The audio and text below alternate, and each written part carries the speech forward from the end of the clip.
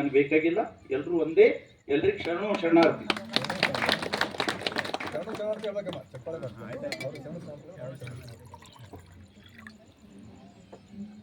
ಎರಡು ಮಾತಲ್ಲಿ ಕಕ್ಕಯ್ಯನವ್ರಿಗೆ ನನಗೆ ಸ್ವಲ್ಪ ಏನೋ ಓದಿನಂಥದ್ದು ವಿಷಯದಲ್ಲಿ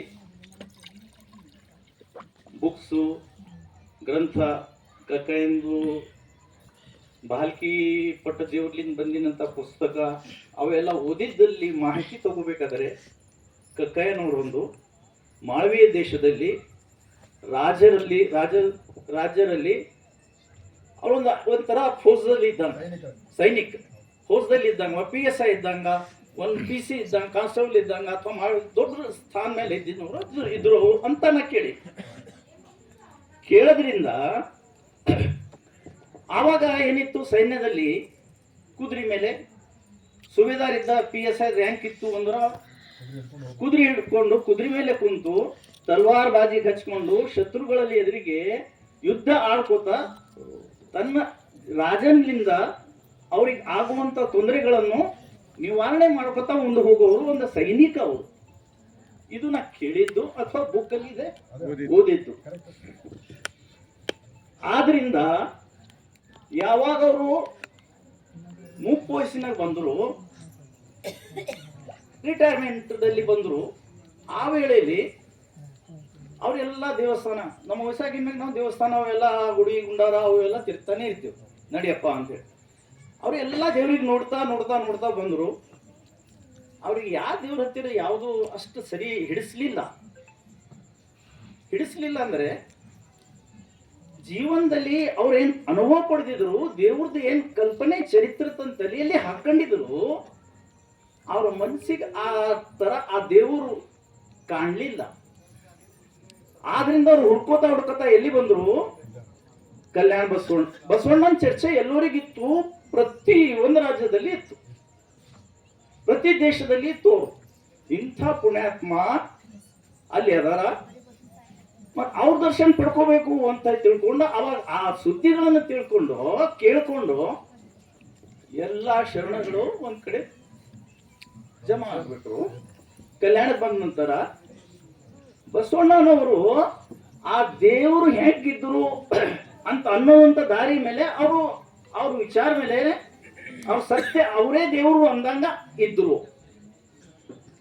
ಎಂತ ಕೆಳಗಿನ ಜಾತಿನವರಿಗೆ ಅಪ್ಪ ಅಂದ್ರು, ಬಪ್ಪ ಅಂದ್ರು, ಎಲ್ಲ ಅಂದು ಎತ್ಕೊಂಡಿದ ನಂತರ ಅವ್ರಿಗೆ ಹೋಯ್ತಾರಲ್ಲಿ ಅವ್ರಿಗೆ ಬೇಕಾಗಿದ್ದು ಏನೋ ಇಲ್ಲೇ ಸಿಕ್ತು, ಪ್ರೀತಿ ಬೇಕಾಗಿತ್ತು, ಪ್ರೀತಿ ಬಸವಣ್ಣನಲ್ಲೇ ಸಿಕ್ತು.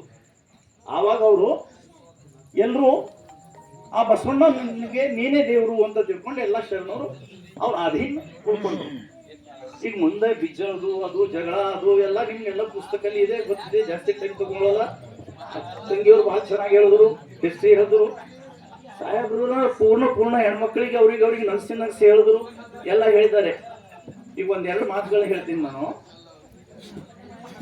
ಯಾವಾಗ ಇವರು ಸೈನ್ಯದಾಗ ಸೇವೆ ಸಲ್ಲಿಸಿ ಬಂದಿದ್ರು, ಯಾವಾಗ ವಚನಗಳನ್ನು ಹಾಳು ಮಾಡಾಕ ದುರುದ್ದೇಶದಿಂದ ಎಲ್ಲರೂ ಬಂದ್ರು, ಕೊಲೆ ಮಾಡಕ್ ಚಾಲು ಮಾಡಿದ್ರು, ಆವಾಗ ಬಸವಣ್ಣನವರು ಕೈಯ ಕರೆಸಿ ಮುಂದಾಳತ್ವವನ್ನು ಕೊಟ್ಟು ಇಷ್ಟು ವಚನಗಳನ್ನು ಮುಂದಿನ ಪೀಳಿಗೆಗಾಗಿ ಕಾಣಬೇಕು, ಓದಬೇಕು, ಸತ್ಯವನ್ನು ತಿಳ್ಕೋಬೇಕು ಅನ್ನೋ ಉದ್ದೇಶದಿಂದ ನಾವು ಈ ವಚನಗಳನ್ನು ರಕ್ಷಣೆ ಮಾಡಿ ಒಂದ್ ಕಡೆ ಜಮಾ ಮಾಡಿದರೆ ಇವತ್ತಿಲ್ಲ ನಾಳೆಗಿಲ್ಲ ನಮ್ಮ ಬರುವಂತ ಪೀಳಿಗೆಗಳಿಗೆ ಏನು ಇದೆ ಅರ್ಥ ಆಗ್ಬೇಕು. ನೋಡಪ್ಪ ಕಕ್ಕಯ್ಯ, ಇದಕ್ಕೆ ನೀ ರಕ್ಷಣೆ ಮಾಡ್ಬೇಕು ನೋಡು. ಅವರು ಕಕ್ಕಯ್ಯನವ್ರು ಏನ್ ನೋಡಿದ್ರು, ನಾ ಕಕ್ಕಯ್ಯನ ಕುಲ ಹುಟ್ಟಿನಿ ಅಂತ ತಿಳ್ಕೊಂಡು ನಾ ಹೇಳ್ತಾ ಇಲ್ಲ, ಸತ್ಯ ಇದ್ದಿಂದು ನಾ ತಿಳ್ಕೊಂಡಿದ್ದು ಅಥವಾ ಪುಸ್ತಕದಲ್ಲಿ ಬಂದಿಂದು ನಾನು ನಿಮ್ಗೆ ಹೇಳ್ತಾ ಇದ್ದೀನಿ. ಅವಾಗ ಅವ್ರೇನ್ ಮಾಡಿದ್ರು, ಕೆಲವು ಜನ ತಂಡಗಳು ಕಟ್ಕೊಂಡ್ರು, ಅಲ್ಲಿ ಒಂದು ಗುಂಪು, ಇಲ್ಲಿ ಒಂದು ಗುಂಪು, ಇಲ್ಲಿ ಒಂದು ಗುಂಪು. ಕಕ್ಕಯ್ಯ ಹನಿ ತಗೊಂಡು ಈ 3-4 ಜನರಿಗೆ ತಗೊಂಡು ಮಾಳವಿ ಕಡೆ ನಿನ್ ಉಳಿವಿ ಕಡೆ ಹೋಗು, ಅಥವಾ ನೀ ಎಲ್ಲ ಹೋಗು, ಅದರ ವಚನ ಮಾತ್ರ ಉಳಿಸ್ಕೊ. ಕಕ್ಕಯ್ಯನವರು ಅವರಿಗೆ ಒಂದು ಮಾತು ಕೊಟ್ಟರು, ನನ್ನ ಪ್ರಾಣ ಹೋಗೋದು, ವಚನ ಹಾಳು ಮಾಡ್ಬಿಡೋದು. ಬೇಕಾದ್ರೆ ನಾನು ಪ್ರಾಣ ಬಿಡ್ತೀನಿ, ಅಣ್ಣ ನಿಮ್ಗೆ ಅವರು ವಯಸ್ಸಿನಾಗ ಹೆಚ್ಚಿಗಿದ್ದರು ಅಣ್ಣ ಅಂತಿದ್ರು. ಅಣ್ಣ ನಾನು ನಿಮ್ಮ ಮಾತು ಕೊಟ್ಟೆ. ಆವಾಗ ಅವರು ಆ ವಚನಗಳನ್ನು ಗಂಟು ಮೂಟೆ ಕಟ್ಕೊಂಡು ತಲೆ ಮೇಲೆ ಹೊತ್ಕೊಂಡು ಹೋಗುವಾಗ ನಾಶ ಮಾಡೋರು ಜನ ಬಂದು ಅವರಿಗೆಲ್ಲ ಘೇರಾವ್ ಮಾಡಿ ಹೊಡೆದರೆ ಕಕ್ಕಯ್ಯನ ಮಡದಿ ಸಹಿತ ಅವ್ರ ಜೊತೆಲಿ ಇದ್ರು. ಕಕ್ಕಯ್ಯನ ಮಡದಿ ಸಹಿತ ಅವ್ರ ಜೊತೆಲಿ ಇದ್ರು. ಮಡದಿಗೆ ಸಹಿತ ಹೇಳಿದ್ರು ಅವರು, ತಗೋ ಈ ಗಂಟು, ಎಲ್ಲಾ ಸೈನಿಕರ ಜೊತೆಲಿ ನೀನ್ ಮುಂದ್ ನಡಿ, ಹೋಗಿ ಒಂದ್ ಕಡೆ ಇದು ಗಂಟು ವಚನಗಳನ್ನು ಎಲ್ಲ ಅದರ ಮುಚ್ಚಿ ಬಚ್ಚಿಡ್ರಿ. ಮತ್ ನೀವೇನ್ ಮಾಡ್ತೀರಿ? ನಾ ಇವ್ರ ಜೊತೆಲಿ ಹೋರಾಡ್ತೀನಿ. ನಾನು ಅಕಸ್ಮಾತ್ ಆಗಿ ಈ ಗಂಟು ಮೂಟೆಗಳನ್ನು ನಾವು ಒಯ್ದಿಲ್ಲ ನೀವು ಅಂತಂದ್ರೆ ನಾ ಬಸವಣ್ಣ ಕೊಟ್ಟಿನಂತ ವಚನ ಭ್ರಷ್ಟ ಆಗ್ಬಿಡ್ತೀನಿ. ಆದ್ರಿಂದ ನೀವು ಮೊದಲು ವಚನ ರಕ್ಷಣೆ ಮಾಡ್ರಿ ಅಂಥೇಳಿ ಅವರು ಆ ವಚನ ಸಲುವಾಗಿ ಆ ತಲವಾರ ತೆಗೆದು ಹೊಡಿ ಬಡೆ ಮಾಡಿ ಅವ್ರು ಎಲ್ರಿಗೆ ಎದುರು ಹಾಕೊಂಡು, ಅವರೆಲ್ಲ ಬಹಳ ಜನ ಸೈನಿಕಿದ್ರು, ಇವರು ಒಬ್ರು ಆದರು. ಮತ್ತೆ ದುಷ್ಟರದು ಬಲ ಜಾಸ್ತಿನೇ ಇರುತ್ತೆ. ಅವರು ಕಕ್ಕಯ್ಯನವರಿಗೆ ಕೊಲೆ ಮಾಡಿದ್ರು ಅನ್ರಿ. ಅವ್ರ ಹಣೆವಾರ ಬಂತು ಅಂತ ಇತ್ತು ಅನ್ರಿ. ಅಲ್ಲಿ ಕುರುಹೋಗಳ ನೀವೇ, ಅವ್ರ ಸಮಾಧಿ ಇದೆ, ಎಲ್ಲಾನೇ ಇದೆ ಅಲ್ಲಿ ಕಕ್ಕೇರಿಯಲ್ಲಿ. ಇಷ್ಟೆಲ್ಲ ಮಾಡಿದ ನಂತರನು ಕಕ್ಕಯ್ಯನವ್ರು ಹೇಳಿದ್ರು, ಸಾಯುವಾಗ ತನ್ನ ಅನುಯಾಯಿಗೆ ಹೇಳಿದ್ರು, ಬಸವಣ್ಣವ್ರಿಗೆ ಹೋಗಿ ಹೇಳ್ರಿ ನಾ ವಚನ ಭ್ರಷ್ಟ ಆಗಿಲ್ಲ, ನಾ ವಚನಗಳನ್ನು ಸುರಕ್ಷಿತವಾಗಿ ಇಡ್ಲಕ್ ಕಳಿಸ್ತೀನಿ ಅಂತ ಹೇಳಕದ್ರು. ಇದೇ ತರ ಅವ್ರಿಗೆ ಪ್ರೀತಿ ಯಾವಾಗ ಬಂತು? ಇಷ್ಟು ಚೆನ್ನಾಗಿ ಕೆಲಸ ಮಾಡಿ ನೋಡಿಗೆ ಮಾಡೋರಿಗೆ ಯಾರೋ ಪ್ರೀತಿ ಮಾಡೇ ಮಾಡ್ತಾರ. ಮತ್ತು ವಯಸ್ಸಿನಲ್ಲಿ ದೊಡ್ಡವರು ಇದ್ದರಿಂದ, ಅವ್ರಿಗೆ ಹತ್ತಿರ ಬೇಕಾಗಿನವ್ರು ಇದ್ದರಿಂದ ಬಸವಣ್ಣನವ್ರಿಗೆ ಬಹಳ ಪ್ರೀತಿ ಮಾಡಿಟ್ಟಿದ್ರು. ಅದನ್ನು ಕರೆಕ್ಟ್ ಇದೆ. ಈಗ ಸ್ವಲ್ಪ ಈ ಕಡೆ ಬಂದು ಬಿಡ್ತೀನಿ ನಾನು. ಇಲ್ಲಿ ಕೆಲವು ಜನ ತೊಗಲೂರದವ್ರು ಬಂದಿದಾರ ಅಂತ ನಂಗೆ ಗೊತ್ತಾಯ್ತು ಈಗ ಮಾತಾಡಿದ ಮೇಲೆ. ತೊಗಲೂರದಲ್ಲಿ ನಾನು ಹುಲ್ಸೂರು PSI ಅಂತಿದ್ದೆ, ರಿಟೈರ್ ಆಗ್ಬಿಟ್ಟಿನಿ. 10-11 ವರ್ಷ ಆಯ್ತು. ಟೈಮ್ ಪಾಸ್ ಆಗುದಿಲ್ಲ. ನಾನು ನೋಡಿನಿ ಸರ್ ನಿಮಗೆ. Thank you. I see it. ತುಗಲೂರದಲ್ಲಿ ಹನುಮಾನ್ ಗುಡಿಗೆ ಹತ್ತಿ ಎಸ್ ಕಕ್ಕಯ್ಯನವ್ರದು ಅಲ್ಲಿ ಚರ್ಮ ಹದ ಮಾಡೋದು ಇನ್ನೂವರೆಗೆ ಅದು ರಂಜನ್ಗೆ. ಆ ರಂಜನ್ಗಿ ತೆಗೆದಾಗ್ಲೂ ನಾನು ನಮ್ಮ ಡಿಸ್ಟ್ರಿಕ್ಟ್ ಸ್ಟೇಟ್ ಪ್ರೆಸಿಡೆಂಟ್ ಕರ್ಕೊಂಡು ಅಲ್ಲಿ ಬಂದಿದ್ದೆ ನಾನು. ಆ ಮುಂದಿನ ಮನೆಯಲ್ಲಿ ಆ ರಂಜನ್ಗಿ ಎಲ್ಲ ತೆಗೆದಿಟ್ಟರೆ ಅವ್ರಿಗೆ ಮಾತಾಡಿಸಿ ಎಲ್ಲ ಇದು ಮಾಡಿಸಿ ಬಂದಿದೆ. ಅಲ್ಲಿ ತುಗಲೂರದಲ್ಲಿ ಅವ್ರದ್ದು ಕೆಲಸ ಮಾಡಿದ್ರು. ಕಾಯಕ ಸ್ಥಳ ಇದೆ. ಅಲ್ಲಿ ಕಣ್ಣಾರೆ ನೋಡ್ಬಹುದು. ರಂಜನ್ಗಿ ಇಟ್ಟಿನ ಹೆಣ್ಮಕ್ಳು ನಮ್ಗೆ ಬಹಳ ಪ್ರೀತಿಲಿ ಮಾತಾಡಿದ್ರು. ಸಾಹೇಬ್ರ ಇಲ್ಲಿ ನಾವು ತೆಗೆದು ಪಾಯ ತೆಗೆದು ಬಂದ್ಬಿಟ್ಟವ್ರಿ ಮೇಲೆ, ಮತ್ತ ಅವ್ರು ನಾವು ತೆಗೆದು ನಮ್ಮಲ್ಲಿ ನಿಲ್ತಿದ್ದೀವಿ, ತೋರಿಸ್ತೀನಿ ಬನ್ರಿ. ತೋರಿಸು, ಎಲ್ಲ ಸತ್ಯವಾಗಿದೆ. ಬಸವಣ್ಣನವರಿಗೆ ನಾ ಈಗ ಅದೇ ಇರ್ಲಿ, ನಾ ಈಗ ಒಂದ್ ಮಾತಿಗೆ ಬಂದ್ಬಿಡ್ತೀನಿ. ಸಮಾಜದ ಬೇರೆ ಬೇರೆ ಬೇರೆ ಬೇರೆ ಜನ ನಾವು ಇಲ್ಲಿ ಕೂತಿದ್ದೆವು, ನಡೆದಿದ್ದೆವು. ಯಾರು ಯಾವ ಸಮಾಜದವ್ರು ಅದಾರ, ಯಾವ ಜಾತಿದವ್ರು ಅದಾರ, ಯಾವ ಪಂಥದವ್ರು ಅದಾರ ನಮಗೇನು ಗೊತ್ತಿಲ್ಲ. ಆದರೆ ನಾವೆಲ್ಲ ಅಣ್ಣತಮ್ಮರು, ಹಿರಿಯವರು ಹಿರಿಯವರು, ಸಣ್ಣವರು ಇದ್ರೆ ಸಣ್ಣವರು, ಮಕ್ಕಳು, ಹೆಣ್ಮಕ್ಳಿದ್ದಾರೆ, ಅಕ್ಕಂಗಿದರು ಅಂತ ಒಳ್ಳೆ ಭಾವನೆಯಿಂದ ನಾವು ಸೇರಿದೆವು. ಮಾನವ ಕುಲಕ್ಕೆ ಹುಟ್ಟಿನವರು ಬಸವಣ್ಣವ್ರು ಹೇಳಿದ ಪ್ರಕಾರ ನಾವಿಲ್ಲಿ ಸೇರಿದೆವು. ನಾವು ನಮ್ಮ ಇಚ್ಛೆಲಿ ಸೇರಿಲ್ಲ. ಇದರಲ್ಲಿ ನಮ್ಗೆ ಇಲ್ಲಿ ಸೇರ್ಲಾಕ್ ನಮಗೆ ಮಾರ್ಗದರ್ಶನ ಆಗಿನವರು. ಬನ್ನಿ, ನೀವು ಬನ್ನಿ, ನಾವು ಸೇರ್ತಾ ಇದ್ದೇವೆ, ಬನ್ನಿ, ನಿಮ್ದು ನಮ್ಮ ಪರಿಚಯ ಆಗ್ಲಿ ಅನ್ನೋರು ನಿಮ್ಮಂತ ಮಹಾನುಭಾವಿಗಳು. ಗುಂಡಪ್ಪ ಸಂಗಮ್, ನೀವು ನೀವು ಮಾರ್ಗದರ್ಶಕ ಆಗಿ ಆ ಬಸವಣ್ಣಂದು ದರ್ಶನ ಮಾಡ್ಕೊಡಕ ಒಂದು ನಮ್ಗೆ ಗೈಡ್ ಆಗ್ತಾ ಇದ್ದೀರಿ ನೀವು. ಆದ್ರಿಂದ ನಾ ಏನ್ ಹೇಳ್ತೀನಿ, ಇಲ್ಲಿ ಏನ ಸನ್ಮಾನ ಮಾಡ್ಬೇಕು, ಅಲ್ಲಿ ಬಂದಿದ್ದಾರೆ, ಸನ್ಮಾನ ಮಾಡ್ಬೇಕು. ಯಾರಿಗೆ ಮಾಡ್ಬೇಕು? ಸನ್ಮಾನ ಯಾರಿಗೆ ಮಾಡ್ಬೇಕು? ಯಾರಾದರೂ ಒಳ್ಳೆ ಕೆಲಸ ಮಾಡಿ ಅನ್ನೋ ವ್ಯಕ್ತಿಗೆ ಕುರ್ಸಿ ಮೇಲೆ ಕೂಡಿಸಿ ಅವ್ರಿಗೆ ಸನ್ಮಾನ ಮಾಡ್ಬೇಕು. ನಮಗ್ ಅವ್ರು ಕರ್ಸಿ ನಮ್ಗೆ ಸನ್ಮಾನ ಮಾಡ್ಬೇಕು ಅಂದ್ರೆ ನಮ್ಗೆ ಬೇಸತಿ ಮಾಡಕತ್ತಾರ ಅಂದಂಗಾಯ್ತು. ಅಲ್ಲ ಮಾಡಬೇಡಿ, ಇಲ್ಲ ಇಲ್ಲ ಇಲ್ಲ, ಅತಿಥಿ ಎಲ್ಲರೂ ಅತಿಥಿ, ಬಟ್ ಮಾರ್ಗದರ್ಶಕ ನೀವು, ಈ ಕೆಲಸ ಮಾಡೋರು ನೀವು. ಅವರಿಗೆ ಸನ್ಮಾನ ತೊಗಲೂರು ಗ್ರಾಮದಲ್ಲಿ ಈಗಲೂ ಕೆಲವು ಜನ ಅಲ್ಲಿ ಒಂದು ಸಂಘ ಮಾಡಿಕೊಂಡು ಆ ತೊಗಲೂರ್ದು ಕಕ್ಕಯ್ಯನವ್ರದ್ದು ಮಂದಿರ ಕಟ್ಲಕ್ಕ ಇರೋದಲ್ಲ, ಎಸ್ ರಾಜೋಳಿನೂ ಅಲ್ಲ, ಅವ್ರಿನ್ನೂ ಭೇಟಿಯಾಗಿ ಬಂದೀನಿ, ರಾಜೋಳೆ ಅವ್ರಿಗೆ ಭೇಟಿಯಾಗಿ ಬಂದೀನಿ. ಮತ್ತೆ ಕೆಲವು ಬೆಂಗಳೂರುವರೆಗೆ ನಮ್ಮ ರಾಜ್ಯಾಧ್ಯಕ್ಷಕ್ಕೆ ಹೇಳಿ ಕೆಲವು ಅನುದಾನ ಸಹಿತ ಬಿಡುಗಡೆ ಮಾಡೋ ಪ್ರಯತ್ನ ನಡೆಸಿದ್ ನಾವು.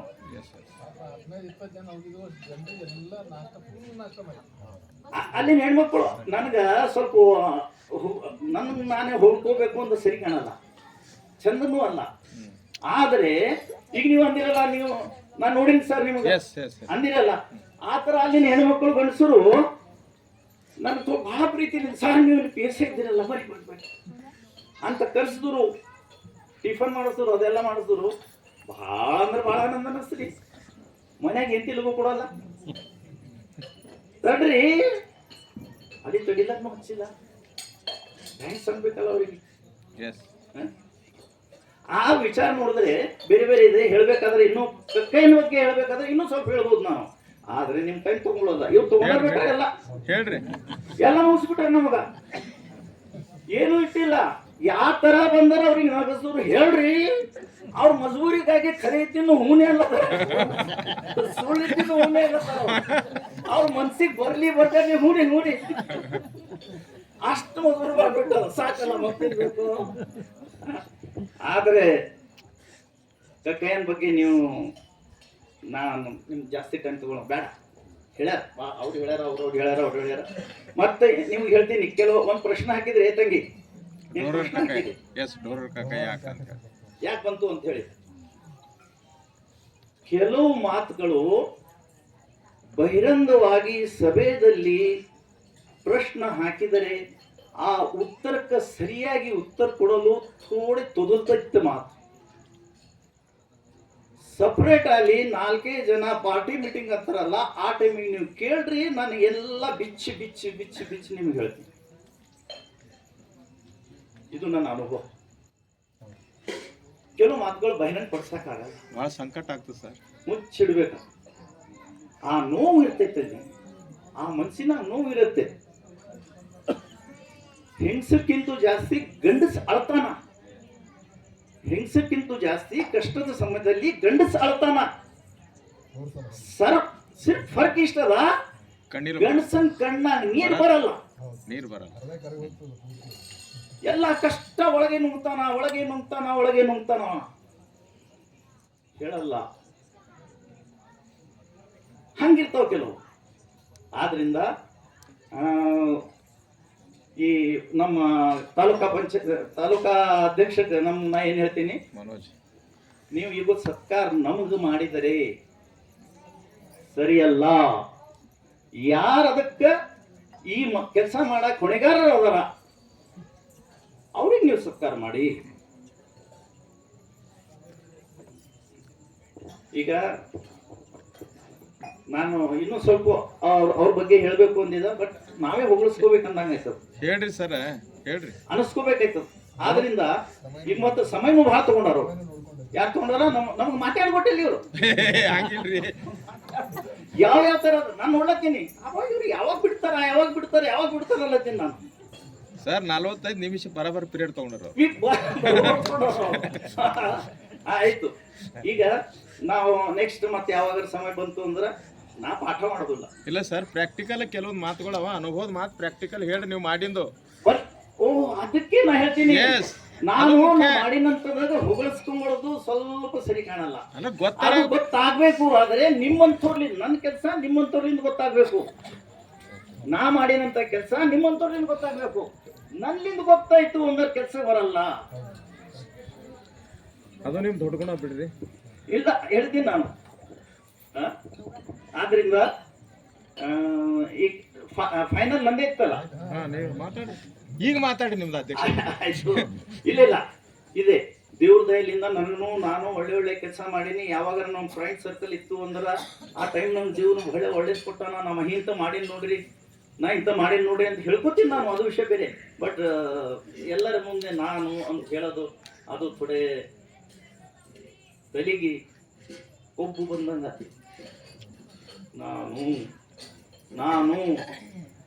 ನಾ ಏನು ಆ ಕೆಲಸ ಒಳ್ಳೇದು ಮಾಡ್ಲಾಕ ನನಗೆ ದೇವ್ರು ಹಚ್ಚನಲ್ಲ, ಅವನಿಗೆ ಪುಣ್ಯ. ನನ್ನ ಮುಖಾಂತರ ಮಾಡ್ಲಾಕ ಹಚ್ಚನಲ್ಲ, ಅವನಿಗೆ ಮತ್ತೆ ಥ್ಯಾಂಕ್ಸ್. ಇಲ್ಲೋದ್ರ ನಾ ಏನು ಮತ್ತೊಂದ್ಸಲ ನಾವು ನೀವು ಭೇಟಿಯಾಗೋಣ, ಕಾಣೋಣ. ನೀವೆಲ್ಲ ಮಾಡಿದ್ರೆ ಇಲ್ಲಿ ಮನೋವ್ರಿಗೂ ಥ್ಯಾಂಕ್ಸ್ ಹೇಳ್ತೀನಿ. ಮತ್ತೆ ನಮ್ಗೆ ಸ್ವಲ್ಪ ಇವತ್ತು ನೀವು ಈ ಮಾಡಿರಲ್ಲ, ಕಕ್ಕಾಯಿಯವ್ರ ಜಯಂತಿ ಮಾಡಿರಲ್ಲ, ಪ್ರಸಾದ್ನೂ ಮಾಡಿರಿ. ಅದು ಎಲ್ಲ ನೀವು ಕಕ್ಕಾಯಿ ಅವ್ರಿಗೆ ಹೇಳಿದ ಲೆಕ್ಕದ ಪ್ರಕಾರ ಪ್ರಸಾದ್ನೂ ಮಾಡಿರಿ. ಅವ್ರು ಹೇಳಿದ ಹಾಕಿ ಕೊಟ್ಟಿನಂಥದ್ದು ಅದೇ ವಚನ, ಅವ್ರ ವಚನಕ್ಕೆ ನೀವು ಪ್ರತಿ ಉತ್ತರ ಕೊಡ್ತಾ ಇದ್ದೀರಿ. ಇದೇ ತರ ನಮ್ಮಲ್ಲಿ ಮತ್ತೆ ಇನ್ನೂ ಈಗ 26, 27 ನಮ್ಮ ಕೋಲಾರಲ್ಲಿನೂ ಕೂಡ ಇದೇ ತರ ಅವ್ರನ್ನೂ ಮಾಡಾಕತ್ತಾರ. 28ಕ್ಕೆ ಬಸವ ಕಲ್ಯಾಣ ಅನುಭವ ಮಂಟಪದಾಗ ಇಟ್ಕೊಂಡ್ರಪ್ಪ. ಅಲ್ಲೂ ನಾವು ಹೋಗೋರಿದ್ದು. ಆವಾಗ ನಾನು ಬೇಕಾದ್ರೆ ಸ್ವಲ್ಪ ಸವಿಸ್ತಾರ ಏನಾದ್ರು ಪಾಠ ಮಾಡಿ ಹೇಳ್ಬಹುದು. ಈಗ ಇಷ್ಟೇ ನಮ್ಗೆ ಮಾತು ಕೇಳಿರಲ್ಲ ನೀವೆಲ್ಲ, ಹೆಚ್ಚು ಕಡಿಮೆ ಕೇಳಿರಿ. ಇವ್ರ ಮಾತ್ರ ಬಹಳ ಫುಲ್ ಕೇಳಿರಿ. ಅವ್ರು ಯಾಕಂದ್ರೆ ಕೇಳುವ ಹಂಗೆ ಮಾಡ್ಯಾರ ಅವರು. ಸಂತೋಷ ಅದನ್ನು ಮತ್ತೆ ಇವ್ರು ಮಾಡಿದ್ದು ಇಲ್ಲದ್ರೆ ಇವ್ರು ಯಾವಾಗ ಓಡೋಗ್ತಿದ್ರು ಗಟ್ಟಿಟ್ಟಂಗಾಯ್ತು.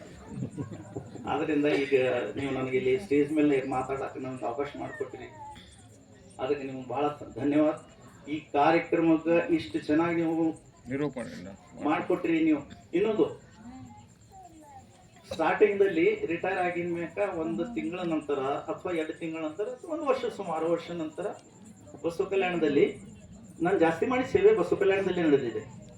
ಹುತ್ಸೂರ್ಗ ಬರೀ ಕೆಲವು ದಿವಸ ಮಾತ್ರ, ಕೆಲವು 1 ಅಥವಾ 1-2 ವರ್ಷನೇ ಅಷ್ಟೇ ಮಾಡೀನಿ. ಬಟ್ ಬಸವ ಕಲ್ಯಾಣ ಆ ಕಡೆ ಭಾಳ ಮಾಡೀನಿ. ಭಾಲ್ಕಿ ಅಪ್ಪಾಜಿಯವರು ಬಸವ ಕಲ್ಯಾಣ ಇನ್ಚಾರ್ಜ್ ಅವರು, ಅವರೆಲ್ಲ ಸಮುದಾಯದವರು ಅಧ್ಯಕ್ಷರು ಉಪಾಧ್ಯಕ್ಷರು ಕರೆಸಿದ್ರು. ಆವತ್ತು ನಾ ಅದೇ ಹೇಳಿನಿ, ಅಪ್ಪವ್ರಿಗೆ ಅದೇ ಹೇಳಿನಿ. ಅಕಸ್ಮಾತ್ ಅವ್ರು ನನ್ನ ಮಾತು ಕೇಳಿದ್ರು ಅಂದ್ರೆ ಹೌದು ನಮ್ಮ ಶಿಷ್ಯ ನನ್ನ ಮಾತು ತೆಗಿಲ್ತಾರ ಅಂತ ಅವ್ರು ತಿಳ್ಕೊತಾರ ತಾನೆ. ಆದರೆ ನಾನು ಹೇಳಿದೆ ಅವರಿಗೆ, ನಾ ಎಲ್ಲ ಸಮುದಾಯದವ್ರಿಗೆ ಕರೆಸಿ ಒಂದು ಮೀಟಿಂಗ್ ತಗೋಬೇಕು. ಅವ್ರದ್ದು ಏನು ನೋವಿದೆ ನಮ್ಮ ಸಮಾಜದಲ್ಲಿ. ಬಸವಣ್ಣನವರಲ್ಲಿ ಎಲ್ಲರೂ ಕೂಡಿ, ಎಲ್ಲಾ ಕಾಷ್ಟದವರು ಕೂಡಿ ಒಂದು ಯಾಕೆ ಆಗ್ಬಾರ್ದು ಅನ್ನೋದ್ರ ಬಗ್ಗೆ ನೀವು ನಿರ್ಣಯ ತಗೊಳ್ಳಾಕ, ನೀವು ಅನಿಸಿಕೆ ಏನಿದೆ ಅನ್ನೋದು ಕೇಳ್ಕೊಳ್ಳಾಕ ನಾನು ನೀವು ಕರ್ಸೀನಿ ಅಂತ ಹೇಳಿ ನಾನು ಒಂದೇ ಮಾತು ಹೇಳಿದೆ.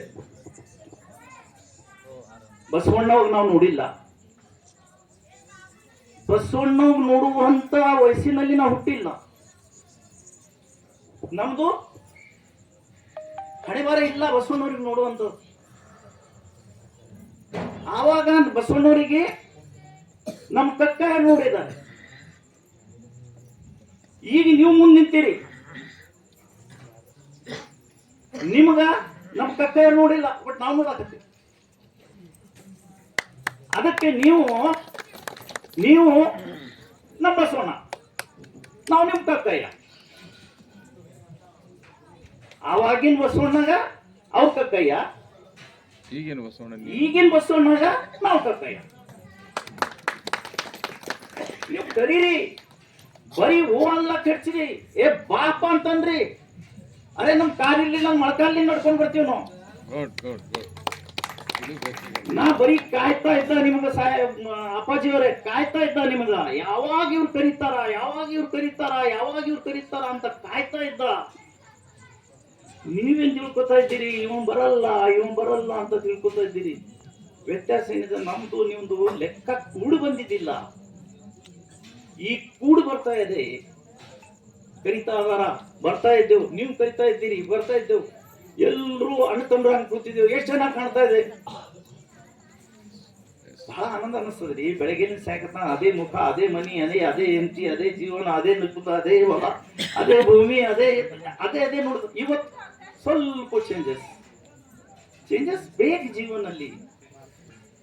ಅಧ್ಯಾತ್ಮ ಬಗ್ಗೆ ಬಹಳ ಜನ ಹೇಳ್ಯಾರ, ಮತ್ತೆ ಅದನ್ನೇ ಏನ್ ಹೇಳಿ, ನನ್ಗಿಂತ ಚೆನ್ನಾಗಿ ಹೇಳಿದಾರ, ಏನ್ ಹೇಳಿ. ಥ್ಯಾಂಕ್ಸ್, ನೀವು ನನಗೆ ಮೈಕ್ ಕೊಟ್ಟು ಇಷ್ಟು ಮಾತಾಡ್ಲಕ್ ನನ್ನ ಮಾತು ಕೇಳಿರಲ್ಲ ನೀವು. ನಾ ಹೇಳಿನಿ ಅದಕ್ಕೆ ಥ್ಯಾಂಕ್ಸ್ ಬೇಡ, ನೀವು ನನ್ನ ಮಾತು ಕೇಳಿರಲ್ಲ ಅದಕ್ಕೆ ನಿಮ್ ಪುಣ್ಯ. ಥ್ಯಾಂಕ್ಸ್, ತುಂಬಾ ಥ್ಯಾಂಕ್ಸ್. ಪ್ಲೀಸ್.